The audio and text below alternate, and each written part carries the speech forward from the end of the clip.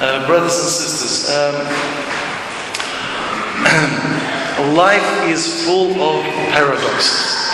Life is full of seeming contradictions.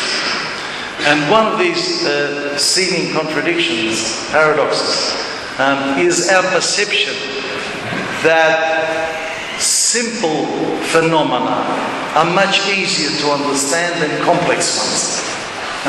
It's not true.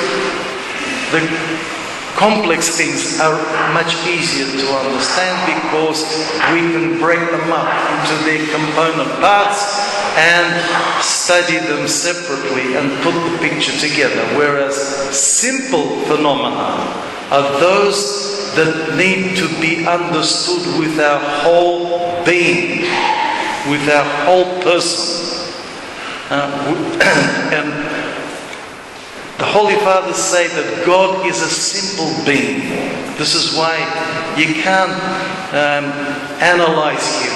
You can only get to know Him by entering into an ontological relationship, a relationship of our being, our whole being. And so it is that simple things are much harder to understand. Here's an example. Today, the Russian Church celebrates the memory of its new martyrs of the communist yoke. And you know what? We have still not understood the essence of that event, how it applies to us, to our church, to the whole church, to the whole world. We haven't understood it. Another example. Remember how long it took for so many people to accept the idea that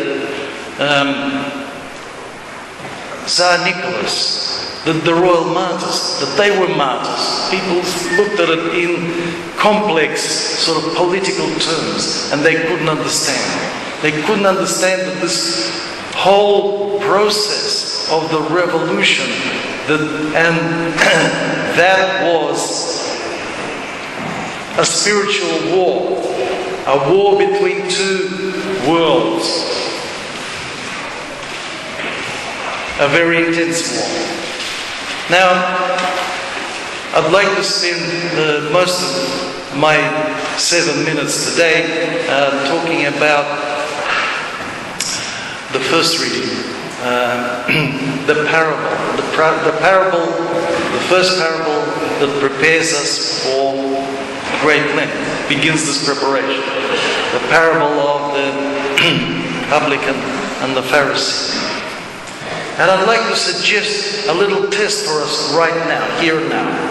What was our reaction when we heard this gospel story? We have read it, we have heard it so many times. Right? So what was their reaction? Was it like this? Oh yes, I've heard this before and it doesn't really apply to me. Because I know who the Pharisee is, I know who the publican is, and I've got it all sorted out. Well, brothers and sisters, if that was our reaction, it means that we are rather sick spiritually. Here's a worse reaction. That indicates a greater degree of illness of the soul. If we said to ourselves, I do not see anything within myself that reminds me of the Pharisee. The Pharisee, that image doesn't apply to me at all. If we feel that way, we need a lot of help. A lot of help. And hopefully our attitude was something like this, or reaction like boy, I've always thought that I was like the publican, but now I see that, gee, I've got some similarities with the Pharisee. That's the best reaction, because that means that we see that not everything is right within us. And that we do need salvation from the Lord Jesus Christ and a lot of help. And that we need to get to that simplicity, the simplicity of the publican who said, Lord, have mercy on me, a sinner. To understand that, those words, Lord, have mercy, Господи помилуй, Kyrie eleison, what that means. We need to understand what that means, how to apply it to ourselves. We understand what it means. If we say it once during our whole lifetime, we will be saved with meaning. We say, Lord, have mercy once and mean it, the Lord will save us. But that requires a simplicity of the heart, an entering into the life in God. Our life enters God's life. Our complexity enters God's simplicity. And we ask God, get rid of this facade, stupid facade that I'm so in love with, that we've been talking about the last couple of weeks. And let me understand that inside I'm rotten. I need a lot of help.